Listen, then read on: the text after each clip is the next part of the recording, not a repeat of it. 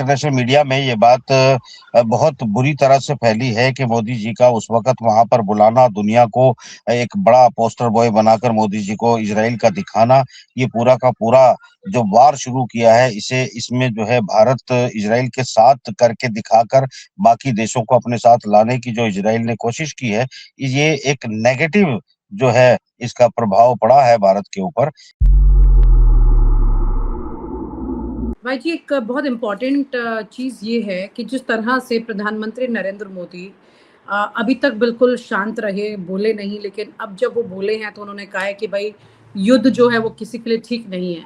और यही एक न्यूट्रल लाइन थी जिसका इंतज़ार काफ़ी दिनों से किया जा रहा था, जिसमें आप अमेरिका के भी खिलाफ नहीं जाते हैं और ईरान के भी साथ में ऐसे खड़े होते दिखाई नहीं देते कि अमेरिका नाराज़ हो जाता है, क्योंकि आपको कूटनीतिक तरीके से अपनी बात कहनी है, लेकिन खामोशी बहुत लंबी रही। ये खामोशी तब टूटी है जब सबमरीन पर अटैक हुआ है, और वो सबमरीन जो कि आप ये समझिए जो युद्ध अभ्यास के लिए आई थी, भारत ही आई थी। मुझे याद है कि कई साल पहले मैंने भी ठीक इसी तरह के ईरान के ही युद्ध अभ्यास को मैंने देखा था, और बड़े शांतिपूर्वक सी सारी चीज़ें होती है, बहुत ब्यूटीफुल लगती है जब देखी जाती हैं। और जब आप मतलब उसमें होते हैं, जहाँ के पोत पर होते हैं, तो फिर आप देखते हैं, पता लगता है आपको। लेकिन अब जब जाते हुए ऐसा हुआ तो सोशल मीडिया पर बहुत ज़्यादा क्रिटिसिज्म हो रहा है कि भाई ये हमारे मेहमान थे, हमने अपने मेहमान के साथ ऐसे कैसे होने दिया। और नरेंद्र मोदी जी ने ये भी कहा है कि जो सीमाएं हैं उसका उल्लंघन नहीं होना चाहिए, ऐसा भी उन्होंने कहा है। तो ये बात अब उन्होंने कही है फाइनली, यानी कि अमेरिका, क्योंकि अमेरिका ऐसा नहीं है कि एक बार ऐसा हुआ हो, कई बार ऐसा हुआ है जब अमेरिका ने सिचुएशंस में कई बार दगा दिया है। मुझे याद है एक स्टोरी मैंने कई साल पहले की थी, जो कि न्यूक्लियर बनाने को लेकर थी, चाइना के न्यूक्लियर बनाने को लेकर, जो कि एटॉम इन गंगा करके नाम दिया था उस कार्यक्रम को। मैं खुद उसके लिए शूट करने भी गई थी। मोरारजी देसाई जी थे जब प्रधानमंत्री, उस ज़माने की स्टोरी थी जो मुझे बाद में इनपुट इसके मिले। और टाइम्स मैगज़ीन ने कई सालों के बाद इस पर खुलासा किया था कि किस तरह से अमेरिका ने भारत का इस्तेमाल करके चाइना की न्यूक्लियर पावर को जानने के लिए नंदा देवी जो चोटी है उस पर, और नंदा देवी कोट जो दूसरी चोटी है उस पर डिवाइस रखवाए गए थे।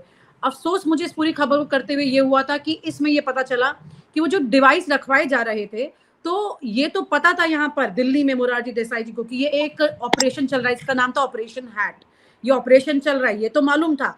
लेकिन इसमें क्या है एग्जैक्टली ये नहीं था मालूम, ये बिल्कुल मालूम नहीं था, क्योंकि जब वो यहाँ पर नंदा देवी के जो माउंटेन है उस पर जब वो मिसप्लेस हो गया, गुम हो गया, तब ये आफत मची और हमारे देश के प्रधानमंत्री इस बात को एक्सेप्ट भी नहीं कर पा रहे थे कि ये चीज़ थी। हालांकि जब ये टाइम्स मैगजीन में खुलासा हुआ तो उन्हें पार्लियामेंट में भी इस बात को एक्सेप्ट करना पड़ा था। पॉइंट ये है कि अमेरिका जो हमें बिल्कुल ट्रस्ट नहीं करता है सिचुएशंस में, और उनके दबाव में हम इतने, क्योंकि खुद अमेरिकन सब कह रहे हैं कि हम इसराइल के दबाव में आकर के क्यों ऐसा कर रहे हैं, इसराइल के लिए हम क्यों ऐसा कर रहे हैं। अलग अलग तरह की आवाज हर जगह से उठ रही है। ऐसे हमें हमारे देश के प्रधानमंत्री जी का स्टेटमेंट के बारे में आप क्या कहेंगे? ये देर से है, ये क्या है, कितना पहले आ जाना चाहिए था, क्या कहें इस पर? देखिए, सवाल ये है कि पूरी दुनिया के अंदर ये मीडिया के इंटरनेशनल मीडिया में ये बात बहुत बुरी तरह से फैली है कि मोदी जी का उस वक्त वहां पर बुलाना, दुनिया को एक बड़ा पोस्टर बॉय बनाकर मोदी जी को इजराइल का दिखाना, ये पूरा का पूरा जो वार शुरू किया है, इसे इसमें जो है भारत इजराइल के साथ करके दिखाकर बाकी देशों को अपने साथ लाने की जो इजराइल ने कोशिश की है, ये एक नेगेटिव जो है इसका प्रभाव पड़ा है भारत के ऊपर। और जहां तक सवाल उठता है कि आपने सबमरीन के लिए रोका या पास आने से आप रोक सकते हैं, तो वो आप नहीं कर सकते, क्योंकि अमेरिका के साथ आप बे का एग्रीमेंट साइन कर चुके हैं। और उस एग्रीमेंट के तहत अगर भारत किसी भी बेस का इस्तेमाल करना चाहता है और अगर वो भारत के बेस से कहीं पर हमला करना चाहता है, तब भी आप नहीं रोक पाएंगे। तो आप एक एग्रीमेंट कर चुके हैं। आप जनता को बहलाने के लिए, फुसलाने के लिए, समझाने के लिए कुछ भी कहें, मगर सच्चाई ये है कि गेम आपके हाथ से निकल चुका है। आप अमेरिका का विरोध कर ही नहीं सकते और इजराइल का विरोध आप कर ही नहीं पाए। इसे जस्टिफाई करने के लिए आप भले ही कुछ ना कुछ शगुफे जो है वो अपनी आईटी सेल के जरिए छोड़ सकते हैं, और आप बड़े आसानी के साथ जो है ये सारे काम कर सकते हैं कि आप मैनिपुलेट करके, लोग आपके साथ हैं, आप लोगों को, आपके साथ एक मजबूत सहयोग जो है जनता का मौजूद है और वो रहेगा। वो एप्स्टीन फाइल या एप्स्टीन जैसे कांड को अगर प्रत्यक्ष भी देख लेगा वो तब भी रहेगा, उसे कोई फर्क नहीं पड़ता है। ये साइकोलॉजी है, हम जानते हैं अच्छे से।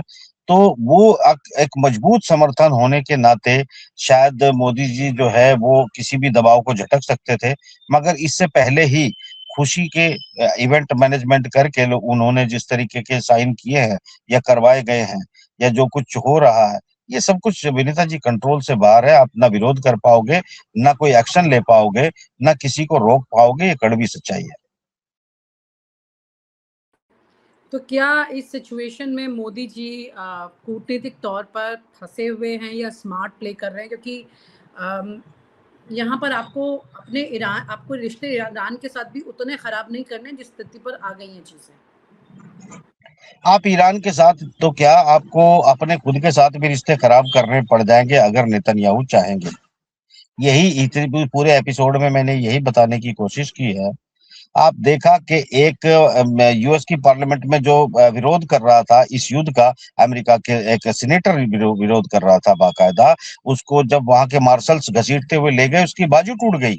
बाजू टूट अमेरिका के अंदर जो मागा वाले लोग हैं वो इस युद्ध का विरोध कर रहे हैं, मगर चूंकि ट्रम्प बुरी तरह फंसा हुआ है, वो खुद नहीं कर पाएगा विरोध।